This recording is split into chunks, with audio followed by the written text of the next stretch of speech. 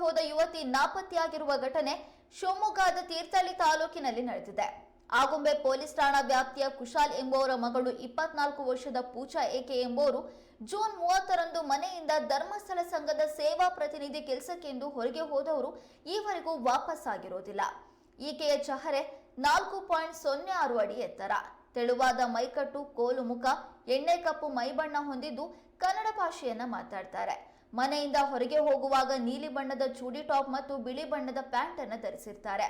ಈಕೆ ಕುರಿತು ಮಾಹಿತಿ ದೊರೆತಲ್ಲಿ ಎಸ್ಪಿ ಕಚೇರಿ ಶಿವಮೊಗ್ಗ 081261261400, ತೀರ್ಥಹಳ್ಳಿಯ ಡಿವೈಎಸ್ಪಿ 0818122038, ಸಿಪಿಐ ಮಾಳೂರು 9480803333 ಹಾಗೂ ಪಿಎಸ್ಐ ಆಗುಂಬೆ 9480803314 ಇವರುಗಳನ್ನು ಸಂಪರ್ಕಿಸಿ ಮಾಹಿತಿ ನೀಡುವಂತೆ ಪೊಲೀಸ್ ಪ್ರಕಟಣೆಯಲ್ಲಿ ತಿಳಿಸಲಾಗಿದೆ.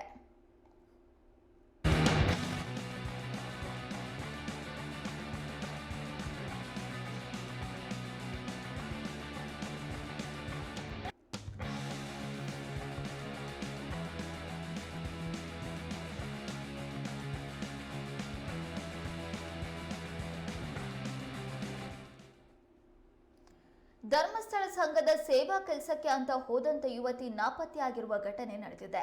ಅಷ್ಟಕ್ಕೂ ಈ ಘಟನೆ ನಡೆದಿರುವಂತದ್ದು ಶಿವಮೊಗ್ಗ ಜಿಲ್ಲೆಯ ತೀರ್ಥಹಳ್ಳಿ ತಾಲೂಕಿನಲ್ಲಿ.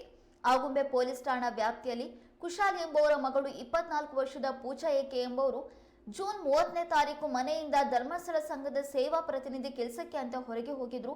ಆದ್ರೆ ಇಲ್ಲಿವರೆಗೂ ಕೂಡ ಮನೆಗೆ ವಾಪಸ್ ಬಂದಿಲ್ಲ. ಆ ಹಿನ್ನೆಲೆಯಲ್ಲಿ ಇವರ ಗುರುತು ಪತ್ತೆ ಆದಲ್ಲಿ ತಕ್ಷಣ ಹತ್ತಿರ ಇರುವಂತಹ ಪೊಲೀಸ್ ಠಾಣೆಗೆ ತಿಳಿಸಬೇಕು ಅಂತ ಪೊಲೀಸರು ಪ್ರಕಟಣೆಯಲ್ಲಿ ತಿಳಿಸಿದ್ದಾರೆ.